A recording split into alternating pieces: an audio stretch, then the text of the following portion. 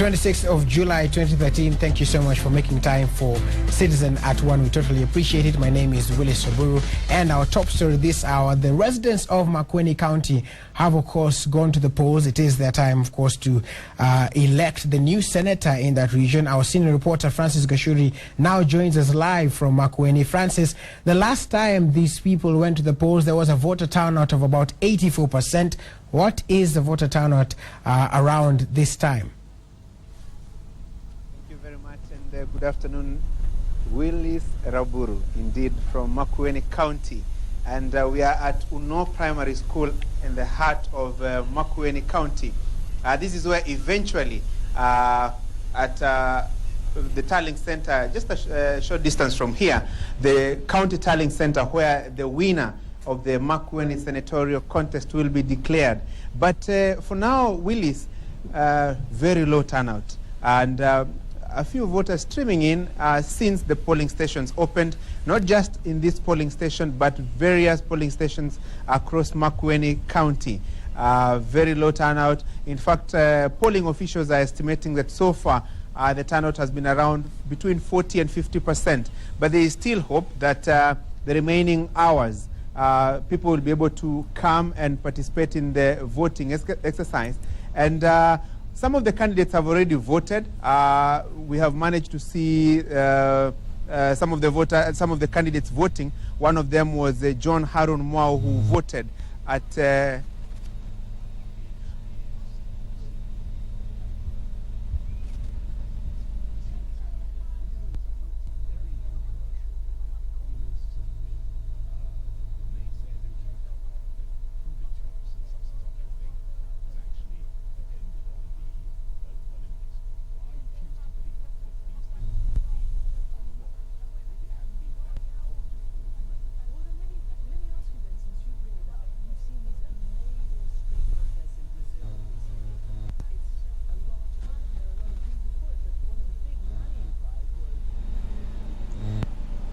indeed, low turnout, basically, so to say. And behind me, you can see virtually there are very few people who have queued here to participate in the Makueni Senate contest.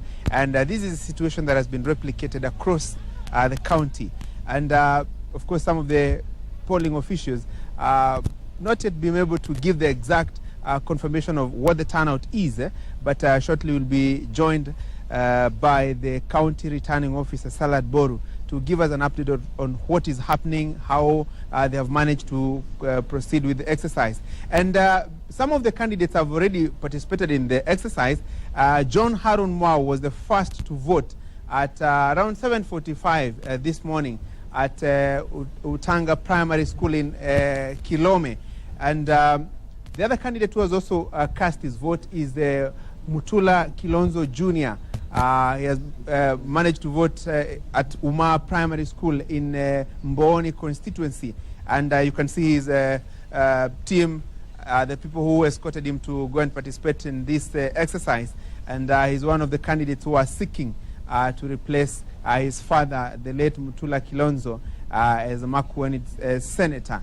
And he also managed to talk to us to express his views, his feelings about the whole exercise, concerns that probably he has over the exercise. But some areas there were concerns that his name was missing, Mutula Kilonzo Jr.'s name was missing, but the IEBC officials were able to deal with that, and the booklets that were that didn't have his name were replaced, and immediately the exercise continued. So far, we have not had any incidents that you'd say would mar this exercise, despite earlier concerns, and IEBC officials insisting that they want to ensure that their credibility is on high amid concerns that there are issues. And Salad Boru is joining us now to explain to us so far how the exercise has been, and whether they have received any incidents that could mar this by-election that is raising a lot of interest across the country. Mr. Returning Officer, so far so good, or how is it going? So far so good. So far so good, because you know, virtually all polling stations opened as planned. Only that we had in Kilome and Mboni quite a number of polling stations opened after 6, where now I'm going to announce, and I've agreed with my returning officers in the field to increase the time. After the close after 5. So stations in Kilome constituency will be closing at 5:30. We are adding 30 minutes because there was 30 minutes delay because of transmission of ballot papers. Mboni constituency, we are increasing the closing time by 30 minutes, so they'll be closing at 5:30. Basically, save for those little delays, everything is going okay. Have you received any concerns that some names, some ballot papers were missing Mutula Kilonzo Jr.'s name? Well, I mean, all ballot papers are have or carry all the 5 candidates. There is no concern of any ballot paper missing a candidate or something like that. So we have, I mean, like you are aware, this sticking was done by our staff yesterday at Bomas, and the quality control was put in place by the commission to ensure that after sticking there was confirmation. So there's no case like that. Security concerns. Is the exercise secure, so to say? Yes. The answer is yes. There is no security issue which we have got a notice of since morning. I've been in Kilome from morning. I've been in Kibwezi West. I've been in Kibwezi East. I have gone round in Makueni constituency. Everything is going on as planned. There is no security concern now. Turnout, save for this kind, save for early morning when the polling stations opened, we've not seen long queues as probably was witnessed during the general election on March 4th. Is this the scenario that normally plays out during by-elections, that voter turnout is low? And what is the commission going to do about people who come a bit late? Because, I mean, the last-minute rush is always witnessed. Yeah, I think you'll be surprised. The turnout is not that bad, given that this is a by-election, because as at midday we were doing 47% on average. So by 1 now, definitely the number must have gone up. But given that this is mostly an agricultural, constituency, most of the voters could be rushing in the morning to farm, and maybe in the afternoon you'll expect the numbers to rise. But the turnout is average. Is average. Now, after the voting exercise, of course, of interest for the Makueni residents and maybe generally across the country is, when are we likely to know who is the next senator for Makueni County? Definitely that will be tomorrow. Tomorrow, my prediction is by 1 o'clock we should know our senator tomorrow. Because, tonight there will be, it's a process, where the presiding officers will have to report back to the tallying center, from 10. So the counting at the tallying center or the tallying at the tallying center can go up to 1 or 2. Then there is this element of traveling from the constituency to the tallying center, which is the county, and then we'll be doing our audits here again. I think by midday tomorrow we'll have a senator, 12 to 1 tomorrow. All right, we'll be joining you a little later when the counting exercise starts, so that you can also take our viewers through the process. Willis, the exercise is going on, and as the returning officer, the county returning officer has explained, so far they don't have any issues, what you'd say major issues that could dent the credibility of the exercise. And their projection is that the winner of the Makueni senatorial contest will be known by tomorrow around 1 p.m. But basically by then, because the counting of votes will be done simultaneously across all the 853 polling stations. So most likely by around 9 o'clock, we should be able to know who has taken the lead in this contest. Remember, there are 5 candidates. That is Philip Kaloki of NAC, Mutula Kilonzo Jr. of Wiper Democratic Party, Jane Kitundu of the Labour Party of Kenya, John Harun Mao of PIC, and Abanaz Muthoka Katumo, or an independent candidate. All those 4 candidates, 4 of the 5 candidates will be voting in this county. But Abanaz Muthoka Katumo will not be voting because he's not a registered voter in Makueni County.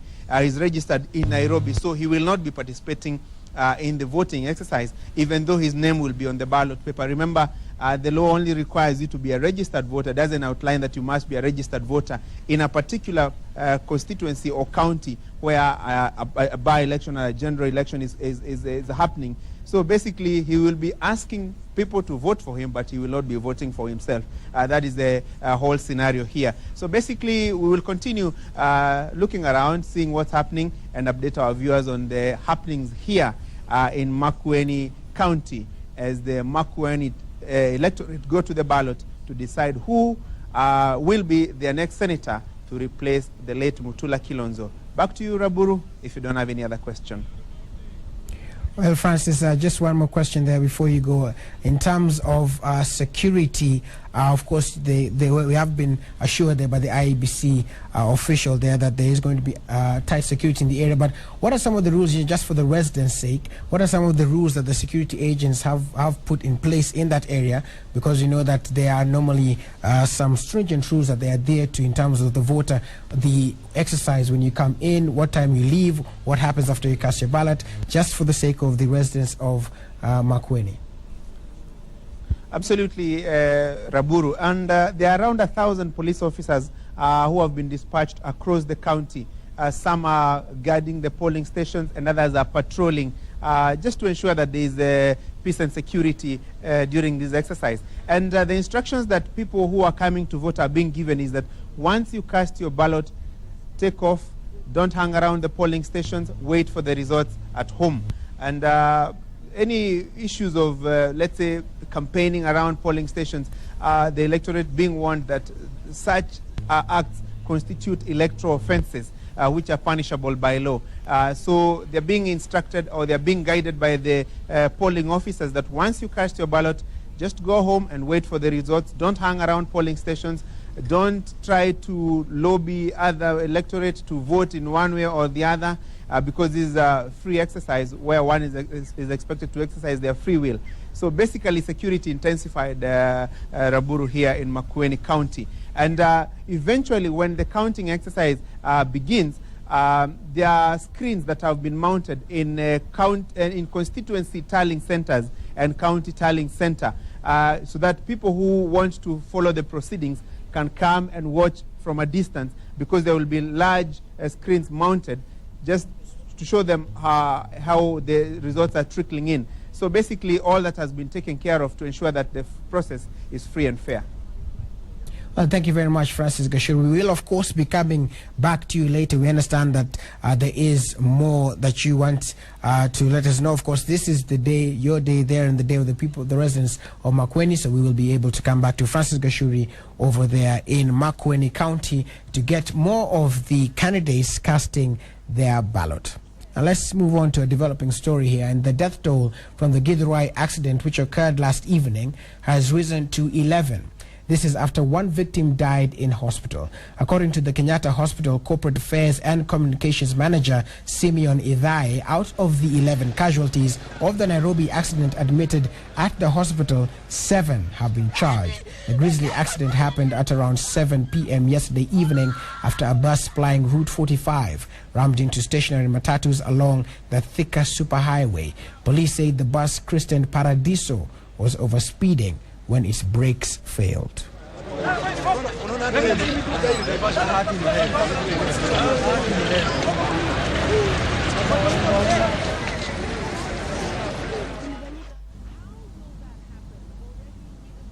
Now, still on matters security, a suspect was this morning lynched by angry residents in Maragua Ridge village within Muranga County after he was accused of allegedly killing a teacher. Let's take a look. The suspect was nabbed for allegedly killing Peter Waithaka, a teacher at Muchagura Secondary School. According to residents, the middle-aged suspect has been terrorizing the area residents for decades. He has been in and out of jail, charged with different counts ranging from murder to theft charges. Ni kijana tunayemjua, lakini tunajua vile shida zake zinakuanga. Kwa sababu mambo yake sio ya kawaida, ni mambo anayofanya, mambo ya kuua, wizi kwa kila pahali. The deceased is said to have been a dangerous serial killer who allegedly murdered his grandmother over a family dispute, and 2 other persons, which led to his life imprisonment. The deceased had been imprisoned for life but showed up early this month in undefined circumstances, which has left the area residents living in fear. Tulichagua serikali ya nini digital Jubilee isaidie vijana na akina mama, na vijana badala wasaidike sasa ameata kuleta shida ya kuua wengine. The residents blamed the administrators for laxity and urged the government to intervene and curb worrying cases of insecurity in the area. Now to a rather interesting and disturbing story as well. The provincial administration in Madogo within Tana River County has warned residents to be on the lookout as hyena meat is being sold by unscrupulous businessmen disguising it as beef. The meat is believed to come from the thriving hyena population in the area.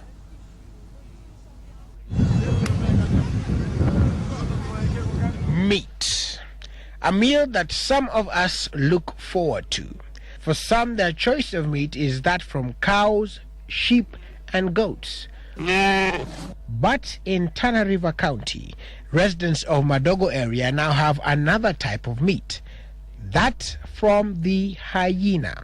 The meat is alleged to come from the booming population of hyena in the area. But what many are asking is, before any meat is sold, must it not undergo an inspection by relevant inspectors? So how does the hyena meat end up in butcheries? Kuamkia siku ya jana tulipata malalamishi kutoka kwa wananchi ya kwamba kuna nyama ambazo hazijakaguliwa na madaktari ambayo inauzwa katika vijiji hizi za Madogo. Area Chief Aaron Kunyo has warned residents to be on the lookout as the meat is sold for as low as 40 shillings per kilogram as compared to the real beef, which retails at about 120 shillings per kilogram. Now, year in, year out, residents of Northeastern have been dependent on relief food owing to perennial drought affecting the region. But the people of Isiolo County have now turned their semi-arid land into reliable farms through irrigation. Michael Njenga was in Isiolo and has filed the following report.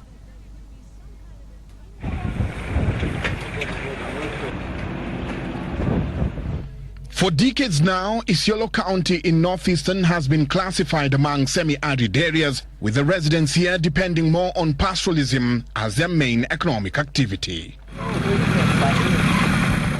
But this economic activity has been facing a myriad of problems, among them drought that usually wipes out their cattle, leaving residents begging for relief food. But in the recent past, Isiolo residents have changed their way, and now what used to be considered as a semi-desert has now been turned into green sanctuaries, with the pastoralists in this area trading their herding sticks with digging holes. Deep in the heart of Isiolo, at a village known as Kina, we meet Habiba Diba, a mother of 12 and a well-known farmer in this area, who narrates to us how people thought she was wasting her time when she decided to venture into an activity that had not been tried here before. Anaambia hii mwanamke ni wazimu. Hii mwanamke analima, hii nakata hapa, alafu hiyo ndovu nakaa hapa na nyati nakaa hapa, alafu yeye anafanya hivi. Hii mwanamke ni wazimu, sijui natoka wapi. Ikapanda bande hii marawe na ikapanda bande hiyo mahindi. Marawe mimi natoa hapa gunia 12 ya kilo 100. While other women in her village spend their day waiting for customers to buy their livestock at the market, Habiba is busy sorting out her onion harvest, which she tells us has enabled her to educate all her 12 children. Kama mimi mabana lima hii ikikula hiyo mahindi, hiyo ikikula hiyo ng'ombe, watoto wangu utasoma, itarudi nyuma hivi. Tunaambia kila mtu aamuke kwa singizi, tulime mzuri. Tukipata hiyo irrigation ikikuwa mzuri, tunalima vizuri. The county government has moved in fast to create awareness among residents on the need to diversify into crop farming, even though pastoralism has since time immemorial been understood to be the way of life in this area. I'm glad that government is now focusing on these so-called arid lands. We have about 15 billion that is going to be invested in agriculture, and much of this money would come to arid region. Isiolo has always been known to be a semi-arid area, with the residents in this county making pastoralism their main economic activity. But now, things are different. Just like Habiba, other farmers have realized that their land is potentially productive, with many venturing into crop farming by utilizing water from local rivers to do irrigation. Garbatula, Garba is a Boran word which actually means water, a lot of water. So there's water everywhere. And we have only lacked mechanisms to be able to fully and effectively exploit these waters for agriculture. We want to invest in stormwater management because we have a lot of water during rains and floods take place. When we harvest that water and store and use it for irrigation, definitely will solve the problem of water. We also want to invest in groundwater, drilling of boreholes, so that we can also supplement the river and the dams that we are going to construct in terms of harvesting of water. But even with all the effort, Habiba and her fellow farmers are faced with the agony of transporting their produce to the market due to the poor state of the roads in the area, an issue that they hope will soon be addressed. The farmers believe that soon a county that used to beg for food will soon be giving food to other counties. Hata kwanza sisi hatutaki mambo ya relief, tunataka mambo ya maji, tulime. Relief ipotee, relief ndio inaharibu watu. Michael Njenga, Citizen TV, Isiolo. Powerful story there by Michael Njenga. Of course, a complete comparison from in one area people are scrambling to eat hyena meat and another people are using what they have and making the most of it. Well, the population of wildlife in the country has decreased by 50% in the last 10 years, according to the Kenya Wildlife Conservancy Association. Now, the drop in the numbers of animals is now being blamed on poaching.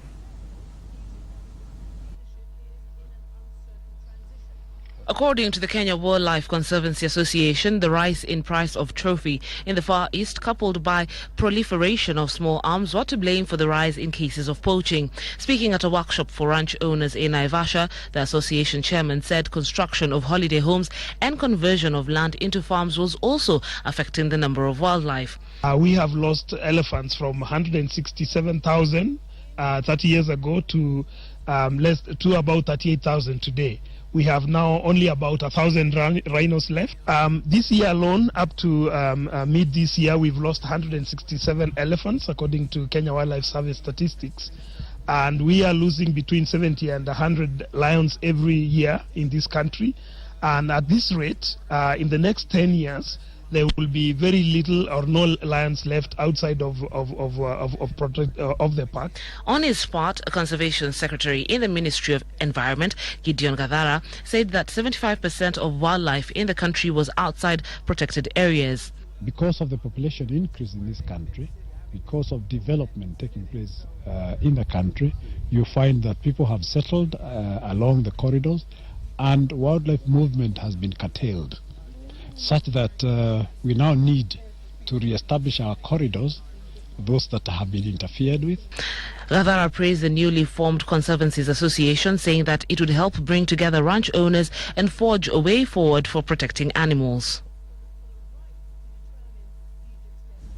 All right, still on that hyena meat story, we have at Wanyingo there asking a question here. Where is this that meat is sold at 120? I buy meat at 340 in Nairobi.